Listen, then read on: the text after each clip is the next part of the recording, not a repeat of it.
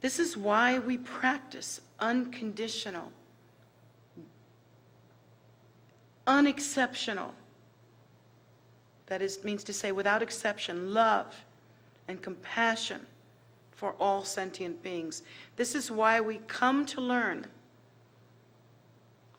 that we should care for others even beyond our own ordinary concerns.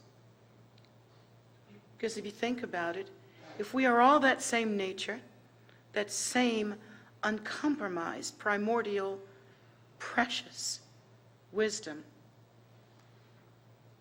then there are so many more of you than there are me. Asleep and in pain, beyond this room, so many more than there are us.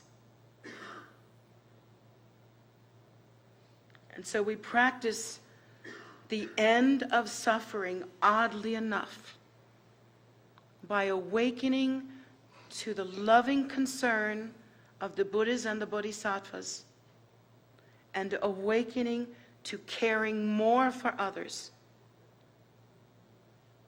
than for our own awakening. Oddly enough, it is this that alleviates our suffering. Believe me, without exception, when students get in that place, and we do, that weird place where it's just not working anymore, and they come to the teacher and they say, I feel crappy, I'm not working it, I can't feel it, I just feel lost, I feel that I don't have my path so solid, I can't see the way. So we come to our teachers and we say that. And you know, without exception, the response that I have to give is that you are too self-absorbed and you have not been concerned for the liberation and salvation of all sentient beings.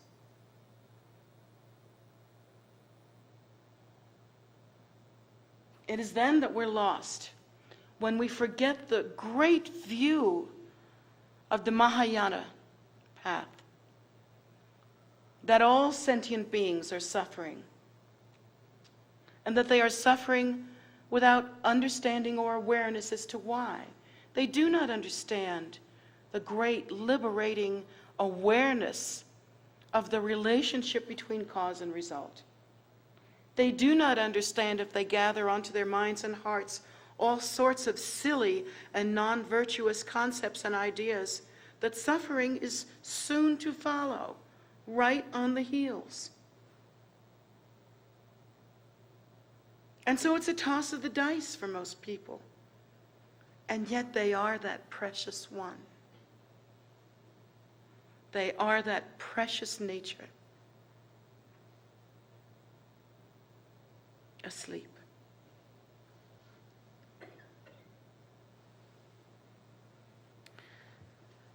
Surely we can see the usefulness of practicing in such a way as to awaken, as to move into recognition. The more one prays in a heartfelt way, to embody the very qualities, to perform the very activities, to abide spontaneously in the same nature as our own root guru. The more that we pray like that with fervent regard, the more our nature mixes with the nature of the guru like milk with water. That's the saying. But what's really happening? The sun is the same, but we have dispelled the clouds. We have moved out from cover. We are finally recognizing the uncontrived, omniscient, imperturbable, nature of the Buddhas and Bodhisattvas, which is like the sun to us. We hunger and thirst for love to the degree that we do really stupid things. We put ourselves in horrible situations, in bad relationships, and we give up everything, even our good qualities. Our hopes, our dreams, our spirits, we give up everything. And the hopes that we're going to get this teensy, tiny, pathetic little crumb of human love. We turn ourselves inside out for something that will never satisfy and never be permanent. We treat ourselves like beggars at a banquet of delicious and nutritious, nourishing food from the God realms, if you will, and suck up the crumbs under the table like dogs, because there is no recognition, no way to understand that here in the nature of the Buddhas and the Bodhisattvas is love unconditional, regard that never changes. You know how it is. When you're in a human situation, if you do good, someone will have good regard for you. If you don't do so good, someone will have poor regard for you. Judgment ensues. And eventually, because of the fever of that constant up and down, relationships end. That little bit of love that we really sucked it up for, shamed ourselves for, lowered ourselves for, was an illusion. It was nothing. It was just another drink at the bar. And yet, as we begin to practice the awareness of the nature of the gurus, of the Buddhas and the Bodhisattvas, more and more the clouds clear, and we begin to awaken to that which is our own primordial wisdom nature. What causes us to do this self-loathing, these strong habitual tendencies, these crazy activities that we do endlessly,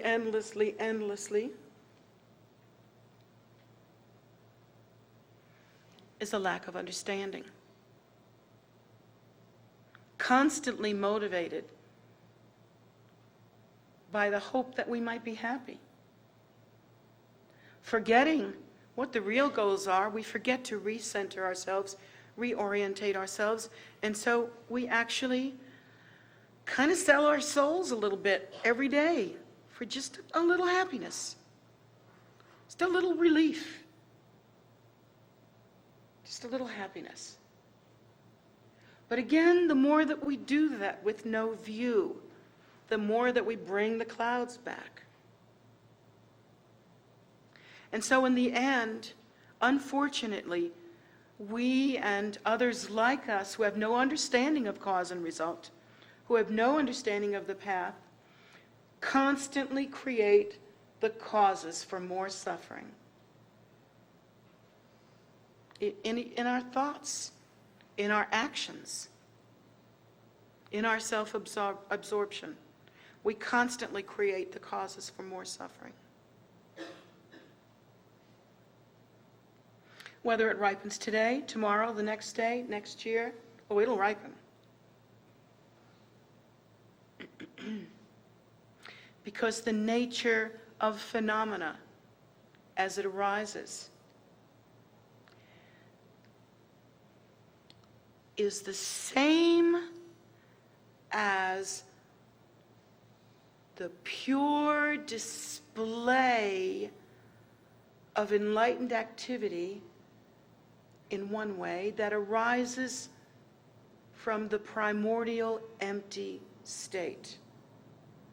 What arises from the primordial empty state is the very display of luminosity, the pure bodhicitta, uncontrived, unlimited, and spontaneously complete. So, because that's true, it is the cornucopia, it is the great absolute nature from which all vibration, if you want to, or luminosity extends. Everything is possible within that nature. It is possible to become confused. It is possible to believe in the separation between self and other, just as it is possible for you to go to sleep every night and have a different dream. Because it's possible, we have a distorted view, two eyes. That's how deep the distortion is. Two eyes, if you can believe that. Two eyes that are connected to two inner psychic channels that teach us that's how we're supposed to see, because it's our habit. And these two psychic channels absolutely ensure that you see duality. But when one accomplishes the pure perception and the awareness of the emptiness of phenomena and the awareness of the emptiness of self-nature, then eventually that central channel becomes pure. And one sees not with fleshy eyes, but one sees differently, as the Buddhas and the Bodhisattvas sees, in a pure, uncontrived, and natural way.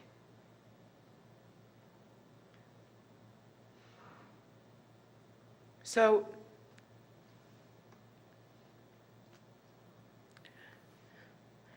since all things are possible, when any perceived event, which is solid like phenomena is solid, perceived to be, rather, solid like phenomena is perceived to be solid. There is a mechanical fact of nature that you need to know.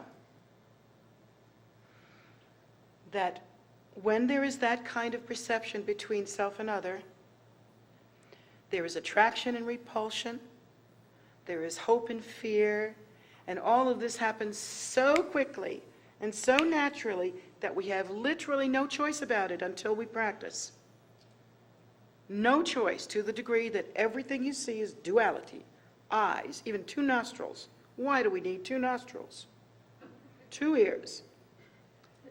So that we can make sure we understand whether it's coming from this point out there or that point out there. That's how habitual it is. But what you need to understand is that when that happens, hope and fear, cause and result, the perception of distinction, the perception of ordinary view, cause and result arise interdependently. Cause and result are, in their nature, the same. So if you think there's any way that you can ever do something or think something that will have no result, that is a delusion. Every thought, every perception, whether it be subtle or gross, has result. If you have unhappiness in your mind, in your world, if you were really had been practicing the discipline of self-honesty, you could trace where it came from.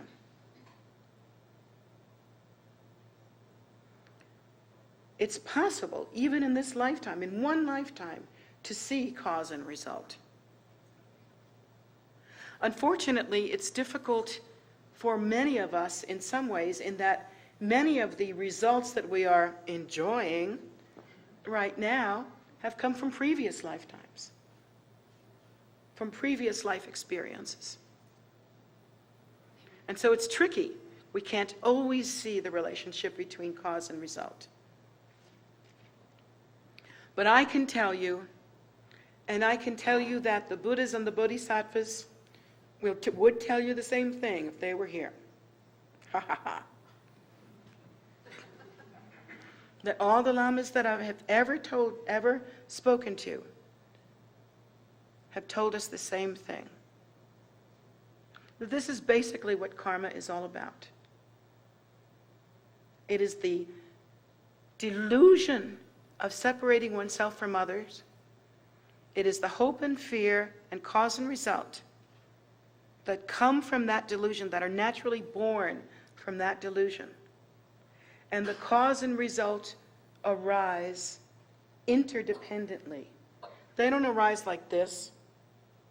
They arise interdependently. It is our own strange, deluded perception that perceives the space of time between cause and result. That is our own deluded mind because of our habitual tendencies and the way that we are used to perceiving. But I promise you, the moment you create a cause, the result is here.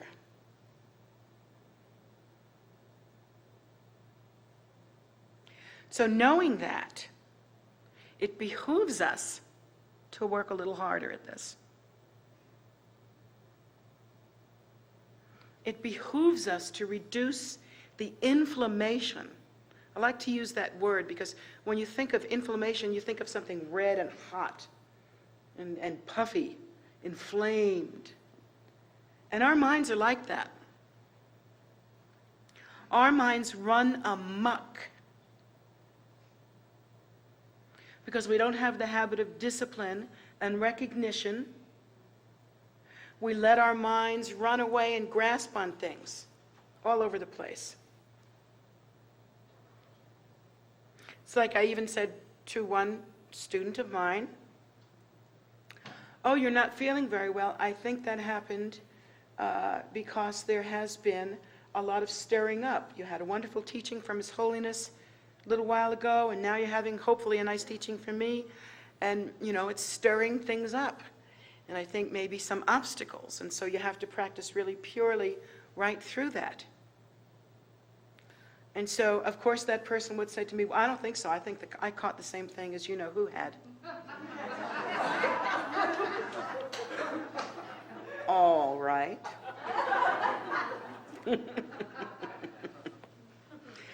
And at some point you have to go, "Okay, all right, no problem.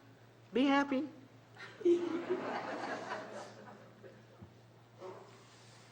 But we should listen to our teacher in that way, who can explain to us a deeper and more profound view. We have to allow that our minds are filled with delusion. We don't like that. We don't love that. We think what that means. We think what that means is that we're bad. But that's just your trip. That's just crazy trip. Crazy, stupid, deluded trip. We have to accept that you cannot always trust your perception. You cannot always trust your own mind. You don't always know what's going on. Far from it. In a materialistic society, we are trained to see the most materialistic and gross view. Period. Nobody, other than once we meet our teachers, has ever taught us to understand the most profound and subtle true view, which is the appearance that is our nature. We did not understand that we were born from a lotus, and our mother didn't understand it either.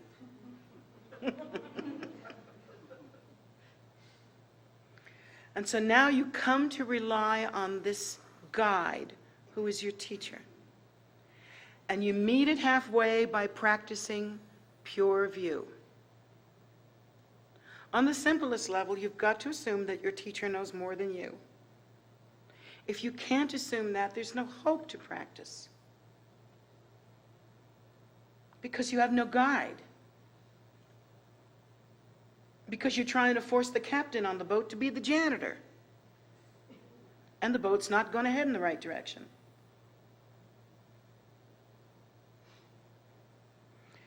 So you have to develop a distrust for samsaric view, samsaric perception, and a confidence, a vajra confidence in the pure intention and qualities and activities of one's teacher. And so, as His Holiness said when he was here, we should strive with all our might to accomplish the aims of our teacher. Why is that? Because our teacher's here to build an empire and we should help? Or because our teacher wants to go into the restaurant business and what? You know, what is it? What does your teacher want to do? Your teacher wants to lead you to happiness.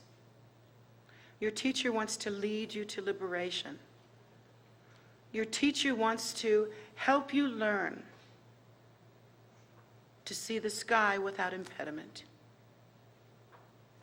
To help you learn that you are indistinguishable from stardust. And so when your teacher says we have to build a temple, it's not because your teacher needs a temple. The teacher doesn't need to be here for their own selfish purpose. The teacher is here to benefit sentient beings. So when your teacher needs a temple, the temple is for you. It's your temple. You need this temple. When your teacher says that you should practice, and practice in such a way that you commit to making sure that there's always prayer in the world 24 hours a day.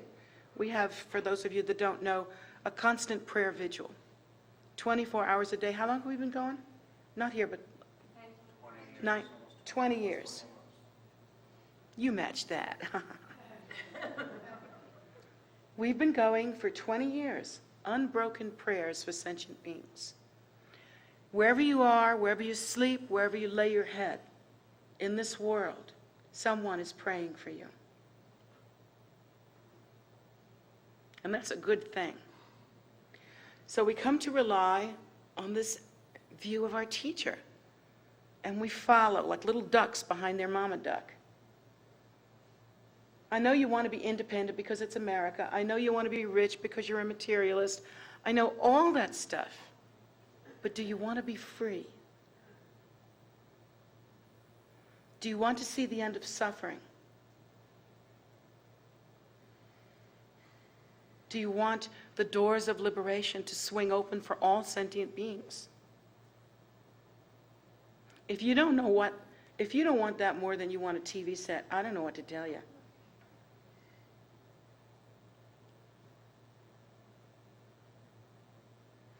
When we align ourselves with the mind of the teacher by practicing pure awareness, slowly, slowly, the devotion is the connection. It is the method which is indistinguishable from the very nature itself. So in a sense, the teacher becomes the ground, the devotion becomes the method, and you become the result in your practice.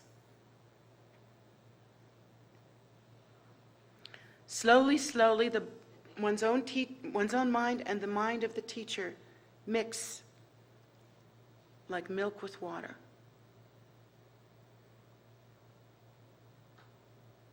Slowly, our activities are not ordinary samsaric activities that lead to more suffering. But we spend a great deal of time, more and more, hopefully,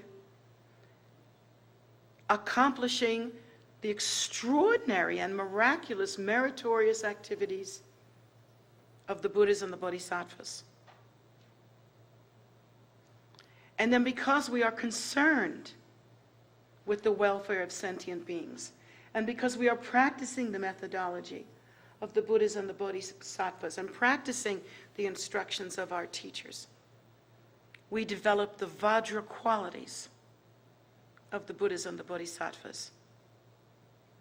And because the concern for sentient beings is practiced and is awakened to slowly, slowly, slowly, more and more, our feelings of guilt and neuroses and self-loathing disappear. They are pacified like that great storm, pacified. And instead, we are filled with loving concern, which is love.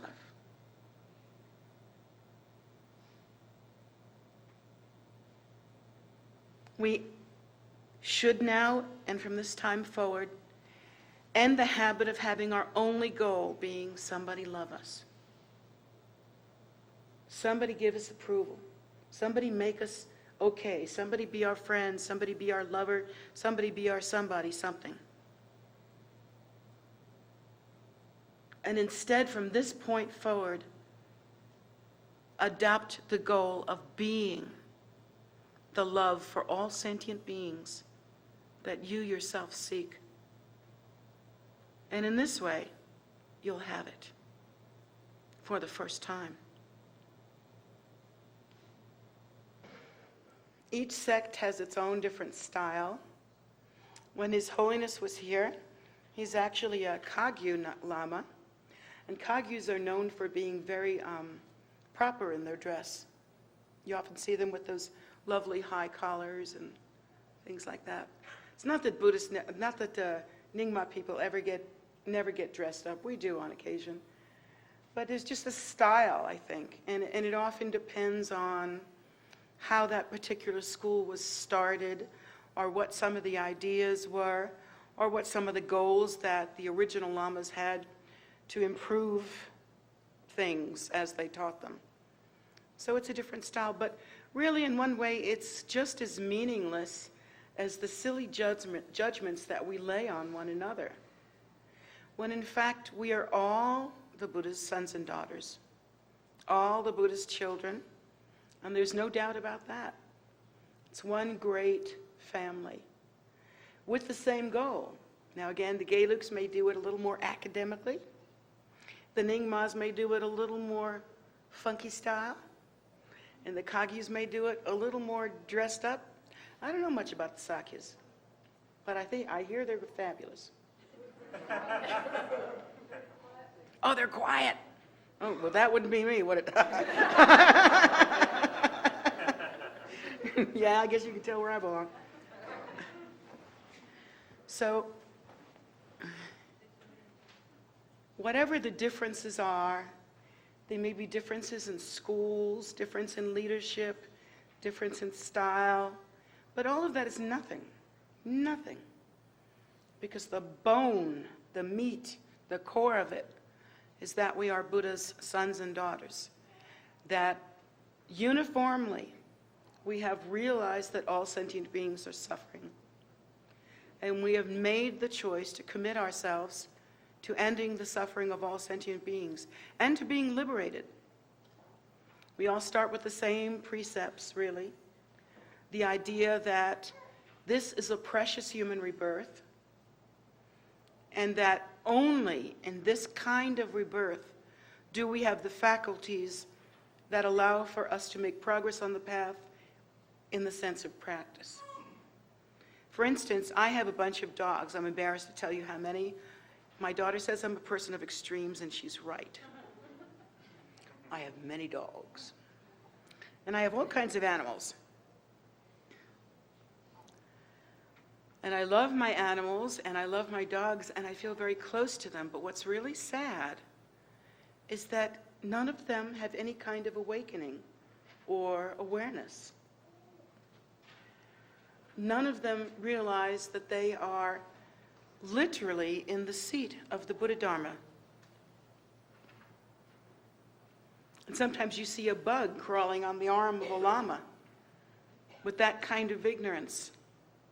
What a mixed blessing. That must be very strange, huh? But here in this human rebirth, luckily we have all our faculties complete. We have the ability to be able to study Dharma. We can hear it, we can see it, or read it. We can come to attend teachings. We have what is necessary. We even have what you don't think you have, kind of like a rich person that lives poor. What you don't realize that you have is the leisure to practice. And that's really hard to understand because most of us are so busy. And being the self-destructive guys we are, if we're not busy, we get busier. But we feel so busy. And so many of us are raising families, and then we have a job. And you know, when His Holiness came to America, he said, how does it happen here? How can you practice? You know, in Bhutan, certain parts of the family go to the monastery, they take the teachings, they finish Shedra, they go on 3-year retreat, boom, they're on the way. But how many people will actually get to do that in America?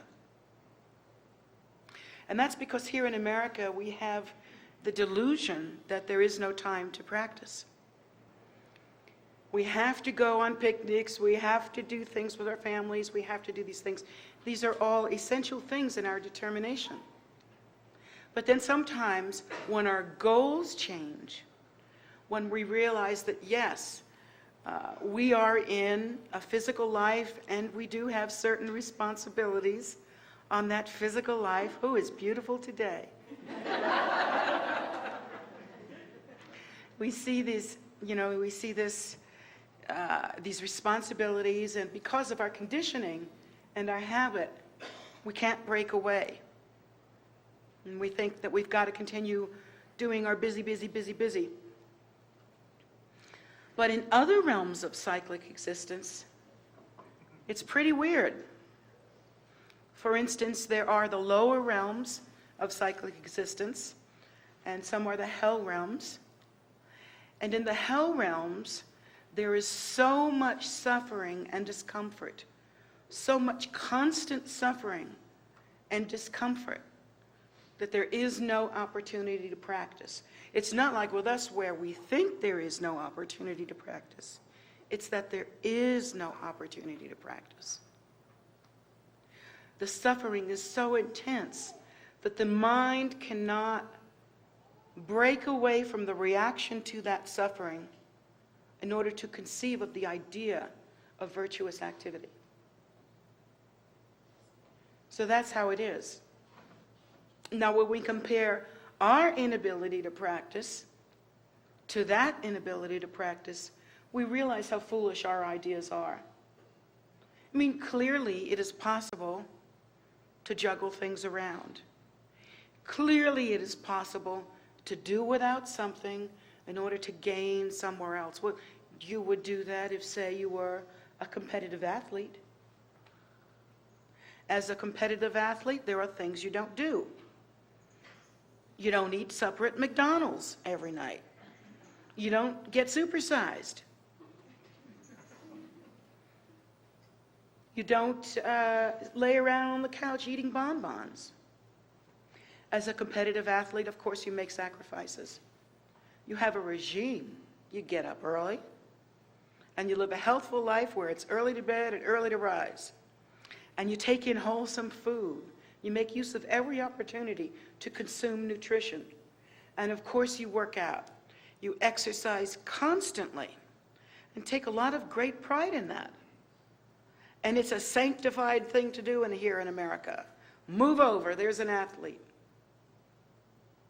I mean, we've just seen the Olympics. We see how it is. What a to-do.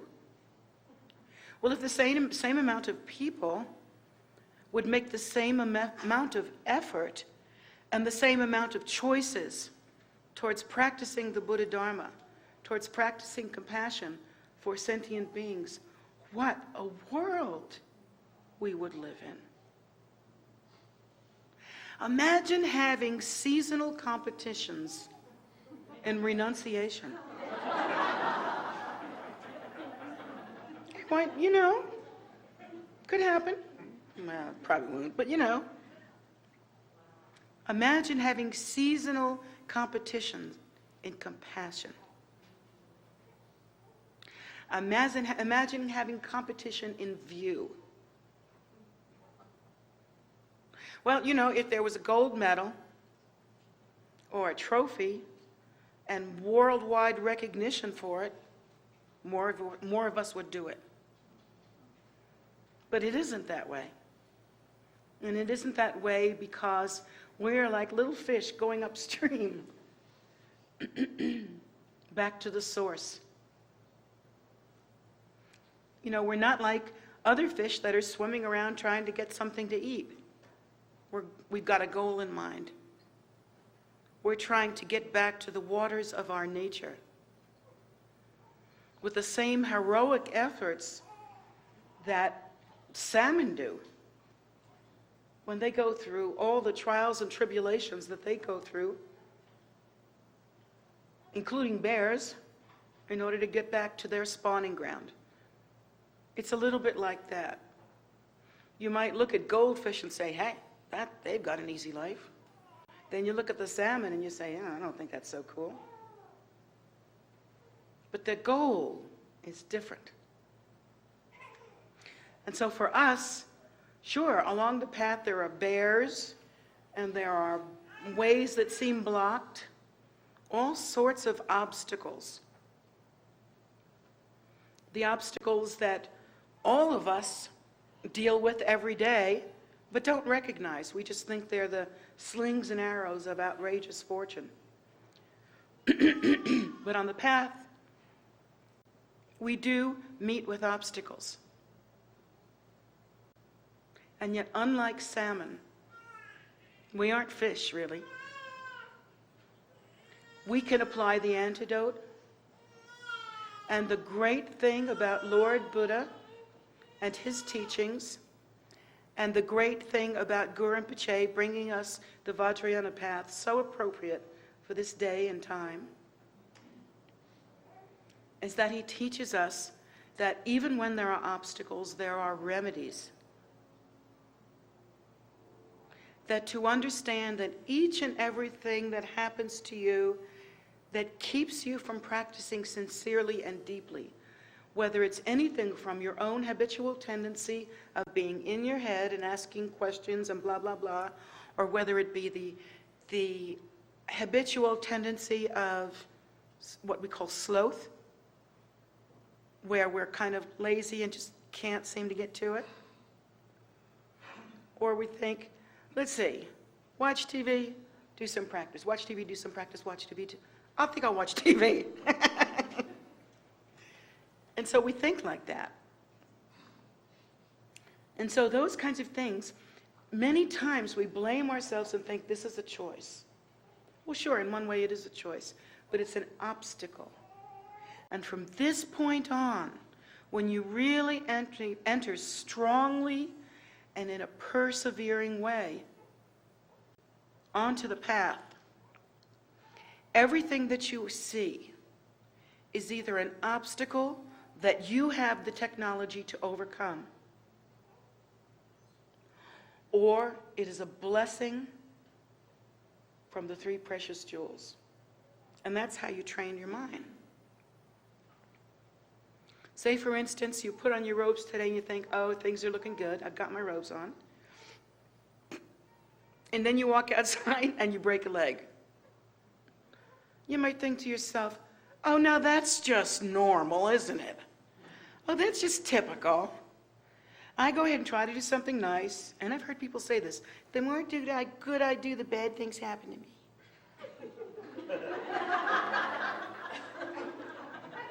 So supposing you go outside and you break a leg. Now you can look at this a number of different ways. You can say, oh, poor me as usual. You can say, maybe I wasn't supposed to take the robes like a neurotic freak.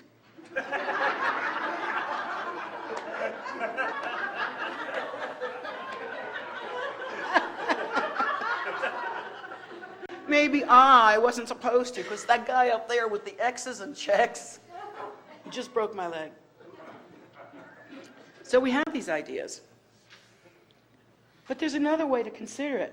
If you were to walk out of here and break your leg, Buddha forbid, but if it happened, there's two ways to look at it. Either this is an obstacle that I now have the technology and protection,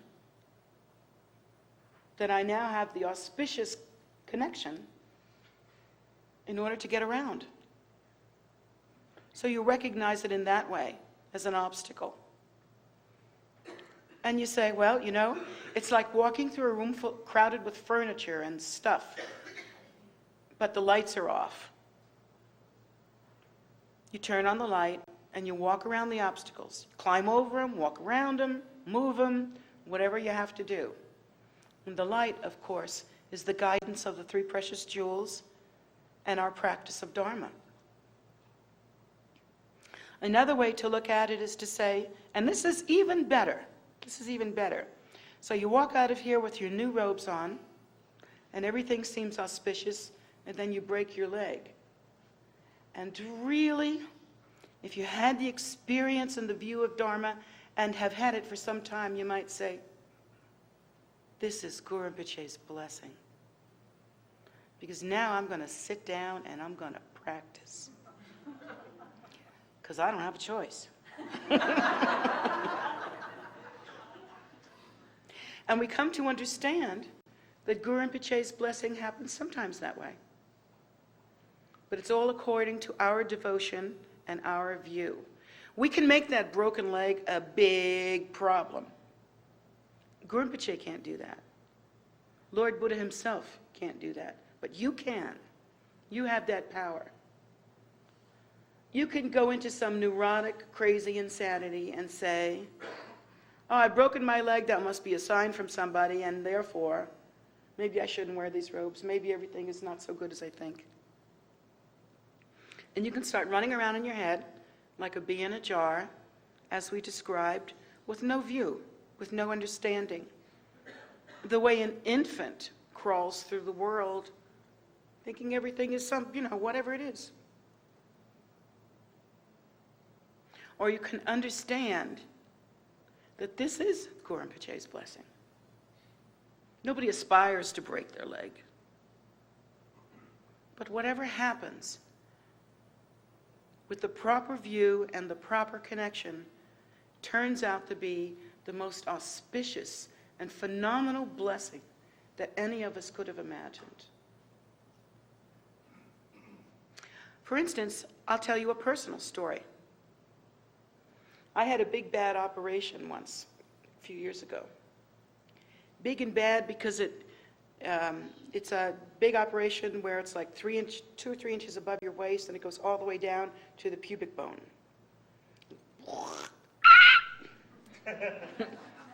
Sort of opened up like a pocketbook, and then stapled back up again.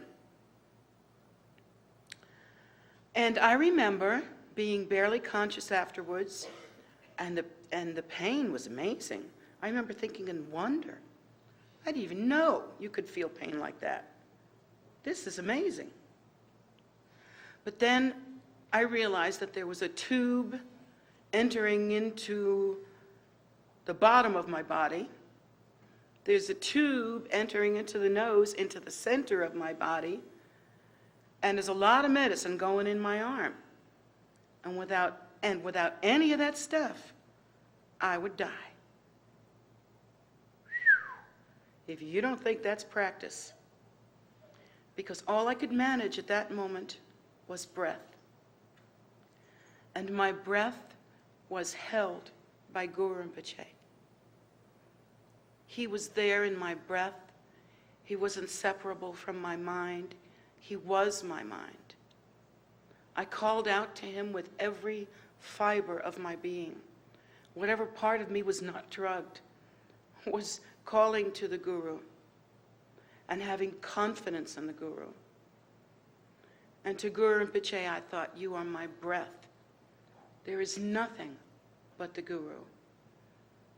Here I am in that same position that all beings end up in, hanging by that string. Lama can know. But my faith at that moment became so strong. I mean, I have pretty decent faith most of the time. But man, until you're in a situation like that, you have no idea what a blessing it can be. What a blessing it can be to know that without my breath being supported, my mind being supported, without my correction to Guru Rinpoche, we are going down. And all I had at that point also were my aspirations. It's not that I'm afraid of death. It's not that I'm afraid of Guru Rinpoche, because I've practiced for many years now. And I've practiced for many lifetimes now. So I'm not afraid, really. But I thought about you. And I thought, who would guide you? Who would care for you? Who would understand your Western funkiness? Who would understand your ways? What would you do? Would all my work scatter to the four directions? And those who have the karma to be with Guru Rinpoche, would they be left comfortless? And something inside me just grit my teeth and kept on breathing. And it was like that. I will get through this. With Guru Rinpoche's help, I will get through this. And then the most amazing thing of all happened after that. I was so helpless after this surgery that I couldn't dress myself. I couldn't change my own bandages. I couldn't even see my own bandages. Couldn't bend that far. Couldn't be comfortable, couldn't be without pain, couldn't live as I normally live for a little while. Couldn't teach my students. But most of all, well, this is kind of gross, but I kept throwing up. And somebody'd have to help me to the bathroom. Sometimes I'd make it, sometimes I wouldn't. And then they'd have to clean up after me. Me, who want to clean up after them.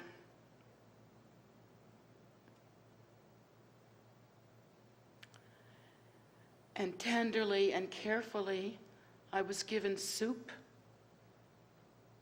more and more nourishing food, everything prepared so carefully. My beautiful aunties and my family, they would care for me the way a mother cares for her own infant child. Because of my stomach being so inflamed, I would wake up 3-4 times in the night in a terrible sweat, and all my bedding would have to be changed. It was so awful. But for every one of them, I thought, I'm so grateful. And I remember just thinking with total humility, what would I do? I would be lost without you. I would never get through this without the care and love that I was shown. And for me, life has never been the same thing. That surgery was like my guru. It taught me of the Vajra love that we share. It taught me that the Lama is the Sangha and the Sangha is the Lama. It taught me of the miraculous virtue of even simple sentient beings. Their kindness. I was just shown such utter kindness that several times a day, I would just weep. I couldn't stop crying. I think my family and my aunties used to go, "Oh, there she goes again." I would cry all the time and just beg them to accept my thanks, like if I could have lowered myself to the floor and said, thank you, you're like Guru Rinpoche to me. I see Guru Rinpoche's compassion in your caring for me.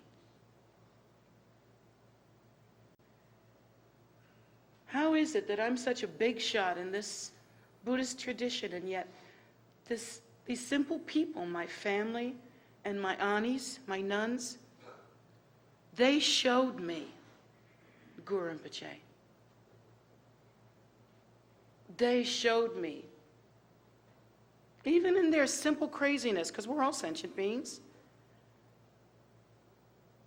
what Guru Rinpoche himself would have done for me if he had been here in the physical. And so from my view, he was here. Guru Rinpoche came to care for me. He was my breath. He was my hope. He was my aspiration.